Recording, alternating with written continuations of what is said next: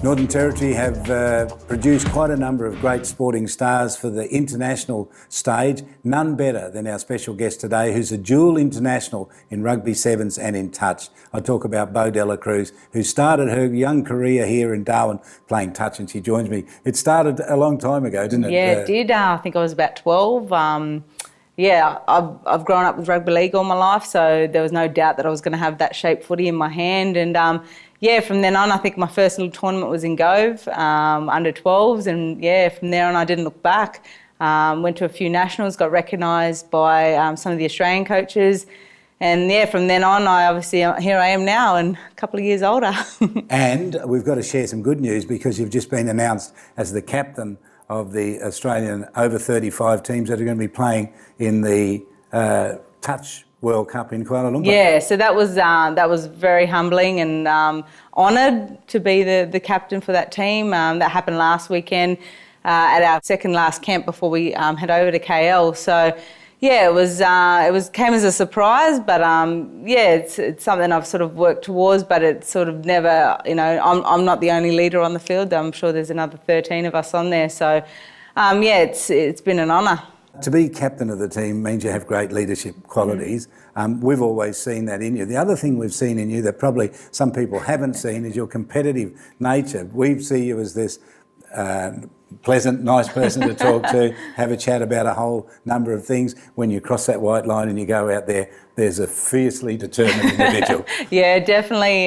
That's always sort of been my attitude towards sort of anything I've done. I've been quite competitive at it. I love obviously the contact sport a lot too. So I'm pretty competitive, even towards some of my friends that have played on other teams. But at the end of the day, it's just a game and we come off still best mates. But I'm very competitive, and I think that's helped me sort of get to where I have gotten to in my sport, just by not competing against others, but always competing against myself. I always found very challenging at times, when it came to obviously fitness and all those things. Living in Darwin and being by myself for so many years, I was always competing against myself. So when I got on the field, it was against other people. So I never sort of let anyone else intimidate me. So it was pretty, I'm pretty fierce sometimes. It's too fierce, but I love it. So touch, rugby sevens, you can play them all. Australian rules football, you play that as well, and rugby league. Yeah. That's incredible. Yeah, like I said, my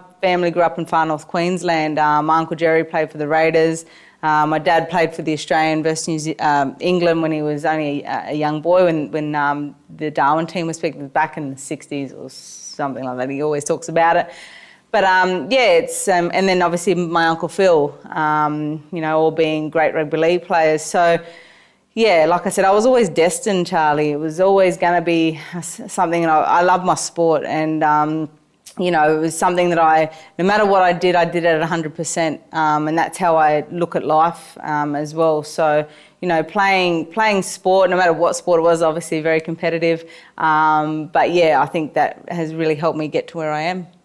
The career of your Uncle Jerry was an interesting one because he scored the first ever try for the Canberra Raiders. Yeah, he did, and he'll let you know it too. Whenever we have big family get-togethers, we always compete, obviously. But I can always say I've thrown on an Australian jersey, so or a couple of them, so they get a bit cut at me for that. And of course, your dad Norm was a great player, and of course, you lost recently your Uncle Phil. What influence was Uncle Phil on your career? Being the oldest, and then obviously Uncle Chico Motlop being one of their brothers, but my Uncle Phil out of the De La Cruz, man, it was pretty tough. It was very unexpected, but he had a massive influence over me because he had an influence over my dad and my uncles. So I think they looked up to him. So if they looked up to him, I always had to sort of look up to him as a sportsman. And, the stories that I've heard of him, as amazing as he was, they called him the Prince, and they just said he was just phenomenal. And he came down and watched me my last Australian gig that I played in up in Sunshine Coast. Him and Auntie Jude drove down from Tin Can Bay, which was really, really special. And then we had Christmas, and then we lost him 6 months after. So, for me, that was an amazing time. for him to see me play in the green and gold. Obviously, you know, with my dad and my mum and my aunties were there as well. But to have him there was pretty special because he was obviously, you know, for our family, he was the leader. He was the man and the person that we always went to when we needed anything. So, yeah, you know, to lose him was pretty tough, but, you know, I'm glad he got to see me play, you know, for Australia. And we always talk about, for Indigenous athletes, how important family is to them. Your family must be just so supportive of you. I can go anywhere and I don't even know people, and they've told me they've met my dad or my mum and they've yarned to them about, you know, me and my accolades and stuff. So, you know, I always, you know, when I was in the pinnacle of my sport, I thought to myself, you know, if I keep doing what I'm doing, it gives my parents that reason to go and yarn about me. And, you know, if they're still proud of me and having a yarn about me wherever they are, that's what I want. You know, I want them to be proud and to be able to have those conversations with people. So I think that's what drove me a lot, was my family. And always, you know, being really proud of my accolades. But, you know, I give them most of the credit because without their support, at the end of the day, just, you know, with their love, their financial support growing up as a kid, you know, and even today, look what they're doing, you know what I mean? So I definitely wouldn't be where I am in terms of my sport and in family and in life in general. You know, I've got so many good values and qualities that I've learnt from my family, which, you know, I wish to hope to instill in my kids one day. So am I right in saying you're the first Indigenous woman to captain an Australian team? Well, I don't know. I was thinking I could possibly be, but that's yet to be confirmed. I think they were trying to find that out because they sort of go back a while now with a lot of Indigenous players coming through the ranks, but possibly, hopefully, it'd be nice to be, but, you know, obviously those that came before me are obviously the reason why I'm here again today, and I really commend them for that and for giving me the opportunity to be involved in such a great sport and have role models like that. You know, it's been awesome. And the sport itself has been good to you as well because it's given you an opportunity to not just see all of Australia, but you've been all over the world. Yeah, definitely with Touch. You know, I've been to obviously South Africa. I went to Stellenbosch, home of rugby union. I've been to Japan, New Zealand. I can't even count the amount of times I've been to New Zealand. And I love it over there because, you know, I love their culture. I love their how they welcome me into that community all the time is amazing. And obviously with Rugby Sevens, I got to tour to some amazing places, Charlie, like, you know, Amsterdam and London. Hong Kong was probably my favourite place to play in. I remember having about 90,000 people watching us in Hong Kong one year, and it was just mind-blowing. You know, a little Aboriginal girl from Darwin that, you know, never thought I'd see anything like Hong Kong or stay in any of the hotels that I've stayed in.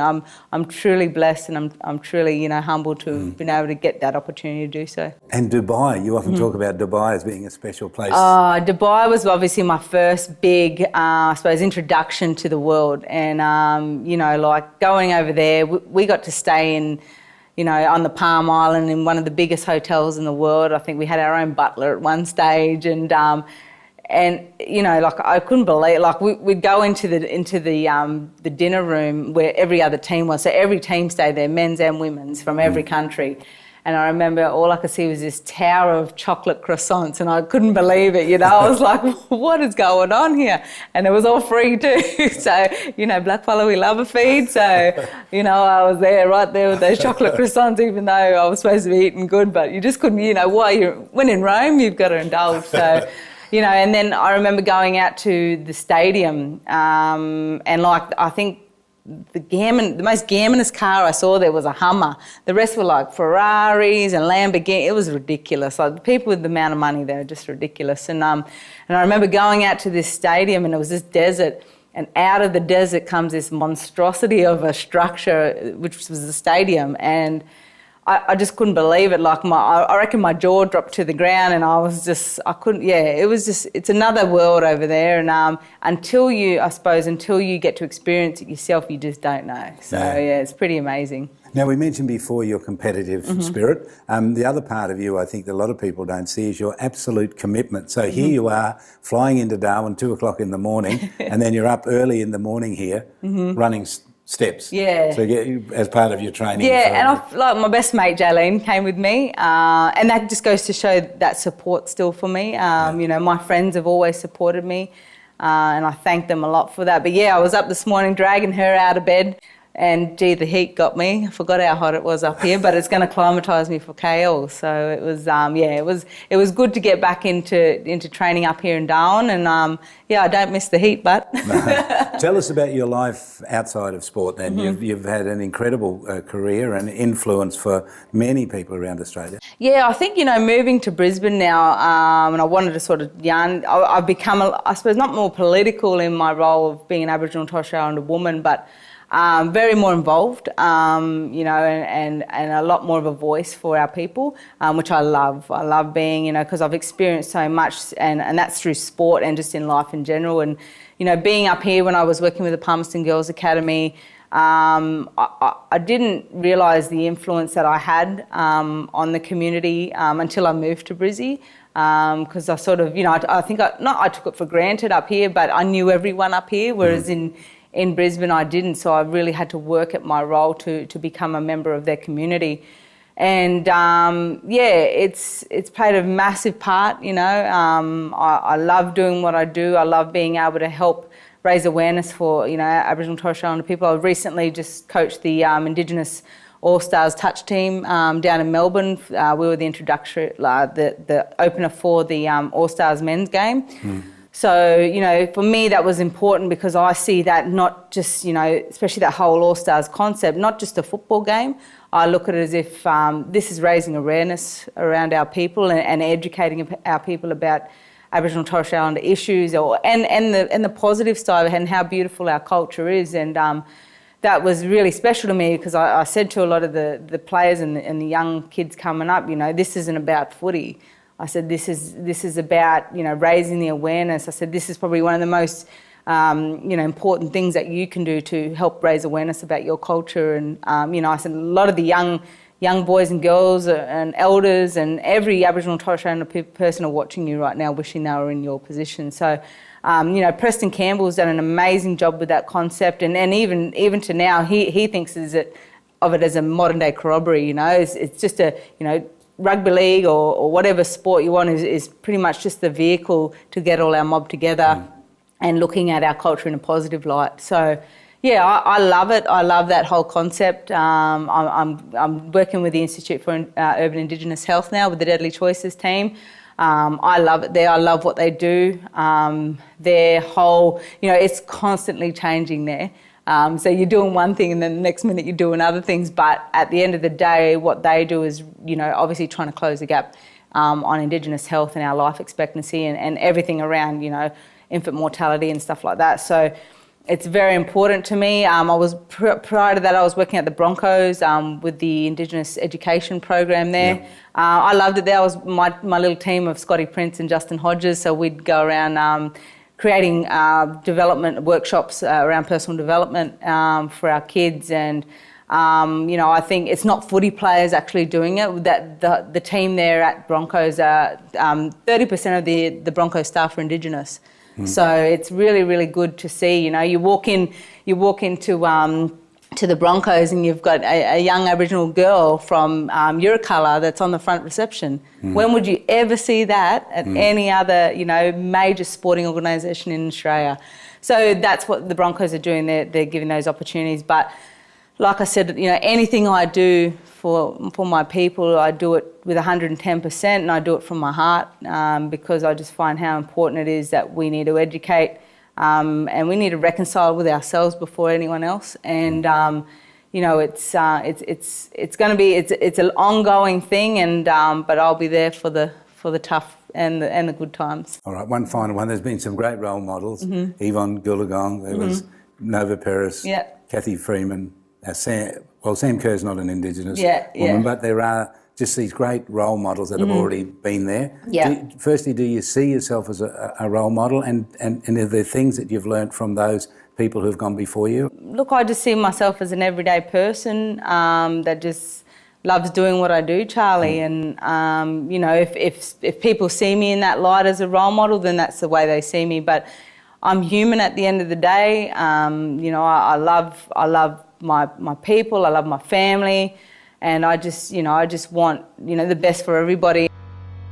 Yeah, it's definitely important to have Aboriginal and Torres Strait Islander role models within our community, especially, and knowing that they're from small communities and come into the big bad world and obviously have succeeded in their disciplines. And, you know, the girls have got somebody to look up to now, you know, showing that leadership role that they definitely hold within the community. You know, we've got our future leaders here behind us, so, you know, we're wanting them to see that, you know, it is possible. There are people out there that are doing it, and, you know, that you can have fun along the way. Obviously, it takes a lot of sacrifice, you know, a lot of commitment, but it just goes to show that anyone can do it. I know without this, I probably would have struggled a lot to find a way into reaching my end goal and career. I was so nervous and scared because, you know, it's just a whole bunch of new people that you don't know, but I've made so many great friends and it's been a really good experience. To be able to feel the success that I've felt, you know what I mean, at the end of the day, and the adrenaline that I've been on in terms of my sport is better than any alcohol, any beer, any drug that you can possibly take, you know, and that's just come from hard work, and you know, I was never given anything on a silver platter. I wish I was 10 years younger to play in a few of these, you know, NRLW, the AFLW, but you know, I'm there for the next stage, and that's bringing up our kids, Aboriginal and Torres Strait Islander kids, and all kids for that matter, and seeing them succeed, you know, by hopefully passing on my knowledge and my experience and what I've had. Is there one message, if you look down the barrel of that camera, you could give to young Indigenous kids who are watching this today? Any choice you make it a deadly choice, that's for sure. And, you know, nothing's going to come to you on a silver platter. You've got to work hard for it, and that's for everybody. It doesn't matter who you are, any athlete, anyone that's in a position of, you know, that has succeeded, has worked hard for it. So, you know, have no regrets in life and just go out and give it a shot. Bo De La Cruz.